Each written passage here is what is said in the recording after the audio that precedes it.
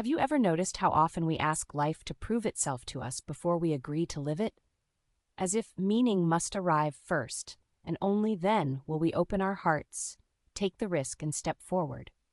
But what if it works the other way around?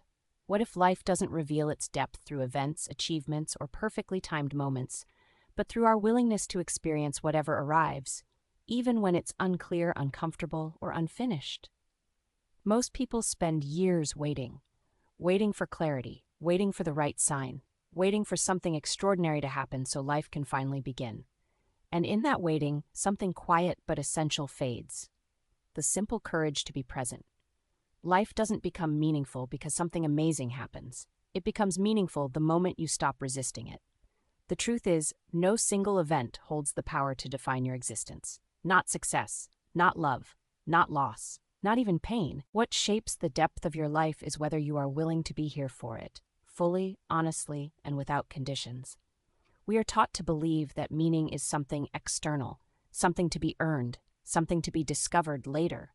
So we chase milestones, we chase validation, we chase certainty. And yet, even when we reach those moments, many people still feel empty. Why? Because meaning was never hiding in the moment itself. It was always hiding in the way we met the moment. A sunrise doesn't change depending on who watches it, but the experience of it does. Two people can stand in the same place, witnessing the same event, and walk away with entirely different lives, simply because one was present and the other was elsewhere. This is the part we rarely talk about. Life isn't asking you to control it. It's asking you to participate. Participation requires vulnerability, and vulnerability requires courage. To live willingly means to stop demanding guarantees.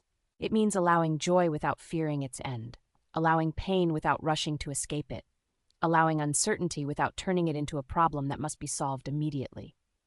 Most of our exhaustion doesn't come from living too much. It comes from resisting what already is. We tense up against discomfort, we negotiate with reality, we argue with timing, and in doing so, we miss the very texture of being alive. Think about how often the mind asks, "What is the point of this?" as if life owes us an explanation before we consent to feel. But life doesn't speak in explanations, it speaks in sensations, emotions, moments, and movement. Meaning isn't a conclusion, it's a relationship. A relationship between you and whatever is happening right now.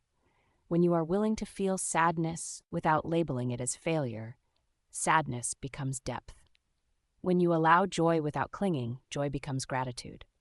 When you face uncertainty without panic, uncertainty becomes possibility. The willingness to live doesn't remove pain, it transforms it. Pain resisted becomes suffering.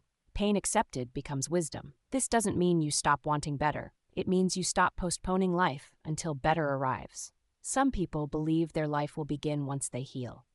Others believe it will begin once they succeed. Others are waiting for love, stability, recognition, or peace. But life is already happening, whether you're participating or not. And the most painful realization isn't that life is hard. It's that we often miss it while trying to control it. To live willingly means you stop asking, "How do I avoid feeling this?" and start asking, "Can I stay with this? Can I stay present when things are unclear? Can I stay open when I don't know how the story ends? Can I remain gentle with myself when life doesn't match my expectations?" Meaning grows in that space. Not the loud kind of meaning that announces itself, but the quiet kind that settles into your bones. The kind that doesn't depend on applause or approval. When you stop demanding that every experience justify itself, something softens inside you. You begin to notice the small things again. The way your breath returns after tension. The warmth of being understood. The strength that comes from surviving moments you once thought would break you. Living willingly doesn't mean romanticizing struggle. It means honoring reality without numbing yourself. There is a difference between endurance and presence. Many people endure life. Few truly meet it. Presence requires surrender, not giving up, but letting go of the illusion that you must control every outcome to be safe. And when you do that, life doesn't suddenly become easier, but it becomes more alive. There is meaning in laughter that arrives unexpectedly.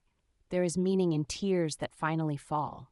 There is meaning in growth that happens quietly, without witnesses. Not because these moments are special, but because you were there for them. Life asks for your attention more than your answers. It asks you to show up when things are beautiful and to stay when things are heavy. The willingness to live is not loud courage. It is daily, quiet bravery. It's choosing not to numb yourself, not to harden, not to close off. It's saying yes to experience, even when experience doesn't come with guarantees. And perhaps that is the deepest truth we forget. Life doesn't need to be meaningful to be lived. It becomes meaningful because it is lived. And the moment you stop waiting for permission, stop waiting for certainty, stop waiting for the perfect moment, you realize something profound. You were never meant to find meaning first. You were meant to bring it through your willingness to feel, to stay, and to live. And this is only the beginning. Because in the next part, we'll explore what happens when this willingness deepens. When you stop living from fear and start living from trust, and how that single shift changes the way you experience. Don't forget to like, share, and comment on this video, and do subscribe to my YouTube channel if you feel connected with this content. Good luck, and stay safe.